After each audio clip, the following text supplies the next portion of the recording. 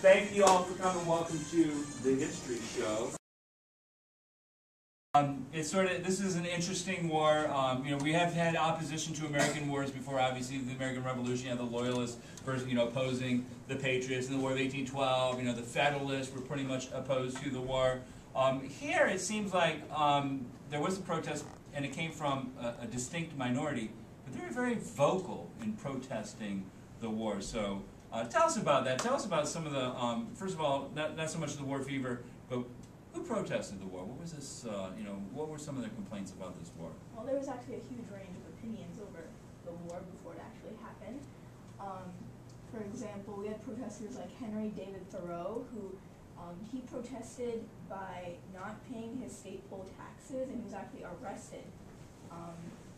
Joshua Giddings was he led dissenters in Washington, D.C., and he said, in the murder of Mexicans upon their own soil, or the robbing of their country, I will not take part either here, nor either now or hereafter, because I will not participate. The burdens of these crimes will take place with other people.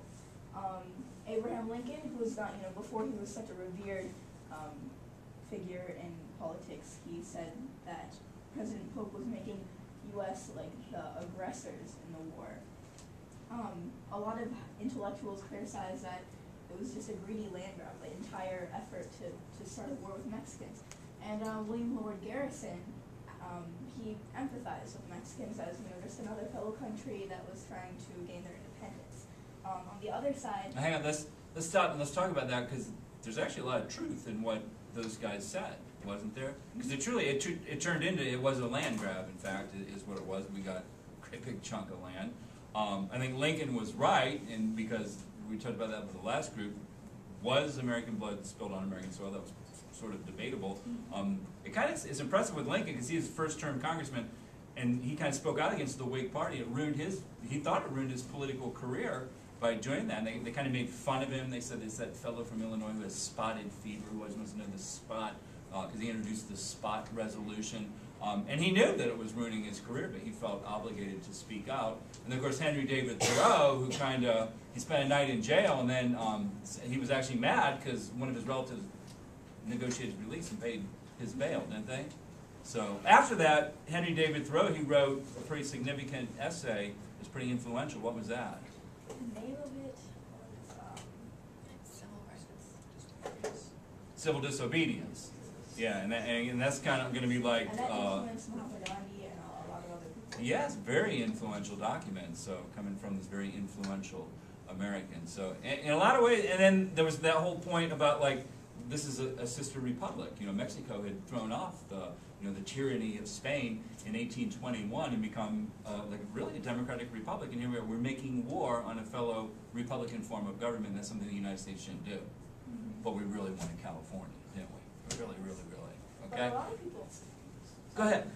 Well, a lot of people in the United States thought that bringing Mexico, by annexing it, it would expose it to the liberty that we have in America, and it would be beneficial to them. But so, actually, when we asked for 50,000 recruits, we got 200,000 people in New York. So we were doing them a favor by going to war with them, taking them over. They just probably didn't appreciate that, though. Well, that's their problem, evidently. A lot of Whigs actually were for the war, mainly because the generals, Scott and Taylor, were both Whigs, so for supporting them. And also President Polk had very expansionist ideals for Manifest Destiny. So especially California. I think that was the crown jewel of this whole thing. To Polk, anyways, was to take California for the U.S.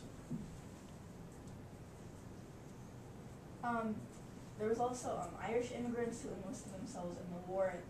They were mainly Catholic, and when they realized that people on their side, there was such a lack of Catholicism, they ended up changing their loyalty. They switched sides. Yeah, so... And it prompted these guys to switch sides. And they actually fought against American soldiers in the war with Mexico, did they not? And they were captured, and then... Actually, yeah, they were captured, and 50 of them actually, because they were found to be deserters. Oh, so. Execute them.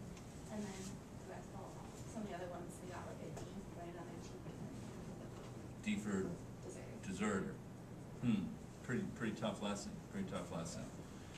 Okay, now let's talk a little bit about peace, because the whole peace, you know, we know John Slidell tried to negotiate a purchase of the territory prior to the war. Nicholas Trist, I think, was the name of the guy who was trying to negotiate peace, and he was having a lot of problems in doing that, wasn't he?